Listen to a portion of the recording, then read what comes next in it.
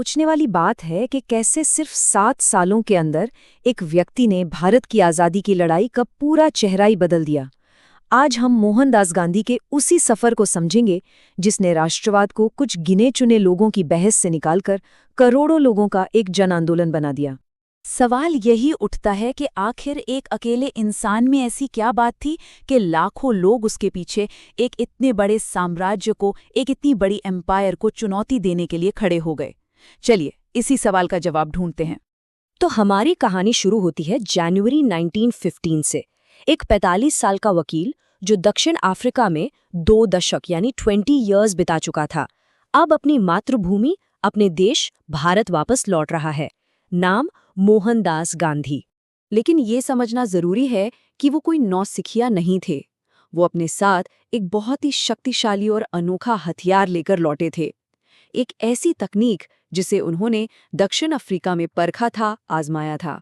उसका नाम था सत्याग्रह, यानी सच और अहिंसा की ताकत से, नॉन वायलेंस से अन्याय का विरोध करना।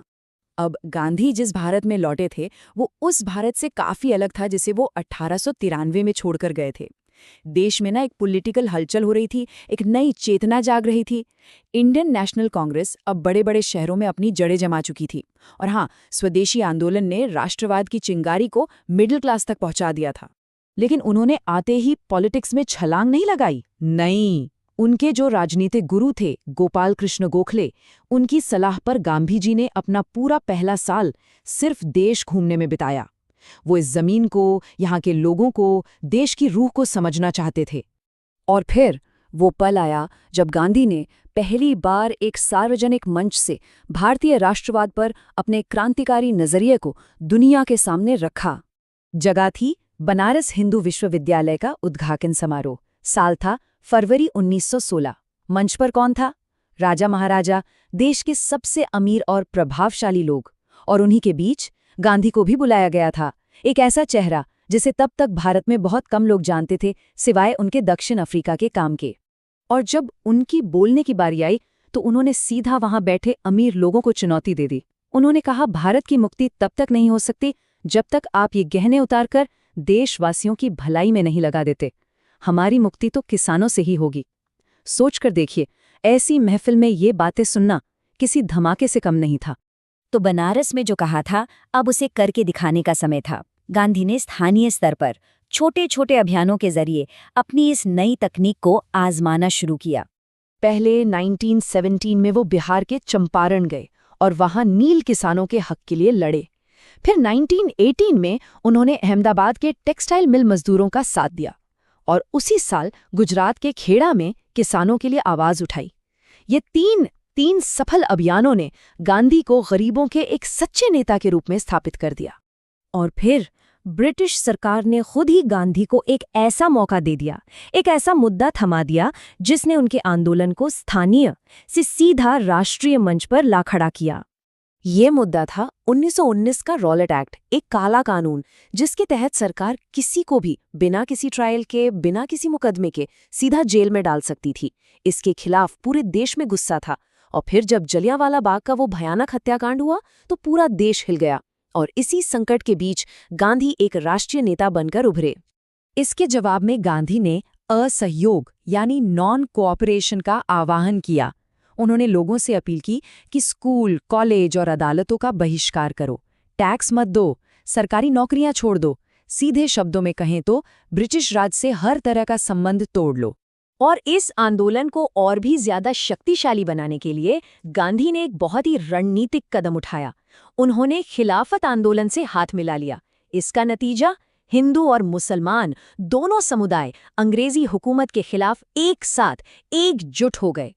और इसका असर जबरदस्त था। सरकारी रिकॉर्ड के मुताबिक अकेले 1921 में देश भर में 396 हड़तालें हुईं। 396, मतलब एक तरह से पूरा देश रुक सा गया था।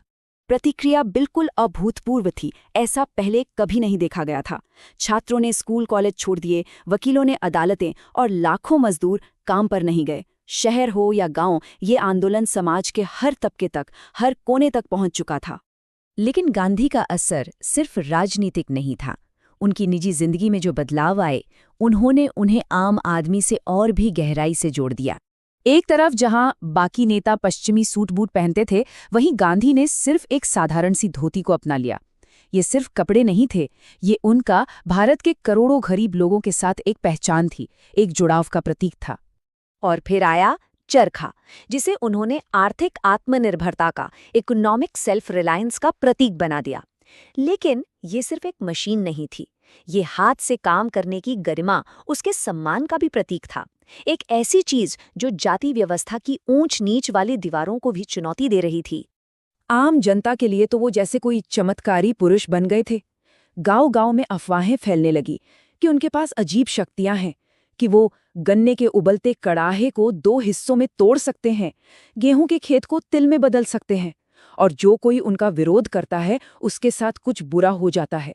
इसी श्रद्धा, इसी विश्वास के बीच उन्हें नाम मिला महात्मा, यानी महान आत्मा। और अब ये कहानी अपने चरम पर पहुंचती है। एक ऐसी घटना जिसने गांधी के सबसे बुनियादी सिद्धांतों को, उनके मूल सिद्धांतों को परखा और आखिरकार उनकी गिरफ्तारी की वजह बनी। समय था फरवरी 1922 का, आंदोलन अपने चरम पर था। तभी उत्तर प्रदेश के चौरी चौरा में एक गुस्साई भीड़ ने पुलिस थाने को आग लगा दी। कई पुलिसकर्मी मारे गए, और इस सिर्फ एक हिंसा की घटना के बाद गांधी ने पूरा असहयोग आंदोलन अचानक वापस ले लिया। उनके लिए अहिंसा, नॉन वायलेंस सबसे ऊपर था।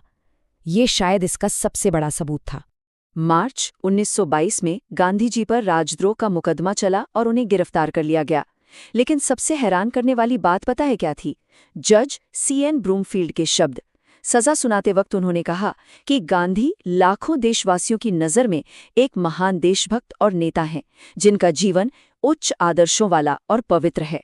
ये उस जज के शब्द थे जो उन्हें सजा सुना रहा था। इससे गांधी के कद का अंदाजा लगाया जा सकता है। तो आखिर में एक सवाल रह जाता है, जब आंदोलन अपनी चरम पर था, उसे रोककर क्या गांधी ने हार मान ली थी, या फिर उन्होंने जीत की परिभाषा ही बदल दी थी? इस पर सोचना जरूरी है।